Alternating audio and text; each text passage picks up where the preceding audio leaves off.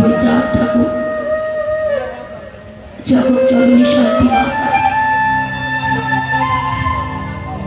তাদের পুজো অর্চনা করেন।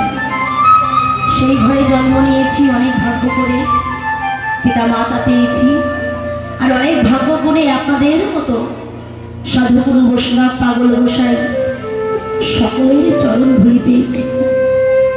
তাই সকলে মিলে আশীর্বাদ করবেন। আজকে আসার পর আমি যখন মন্দিরে গেলাম, আমি কিছুক্ষণের জন্য কোথায় হারিয়ে গিয়েছি আমি নিজেও জানি না। ঠাকুরের কি মহিমা! আমার এই শিল্পী জীবন, আমার এই মানব জনম ধন্য হয়েছে আজকে এই মন্দির প্রাঙ্গণে আসতে পেরে, আপনাদের মতো ভক্ত সঙ্গ করতে পেরে।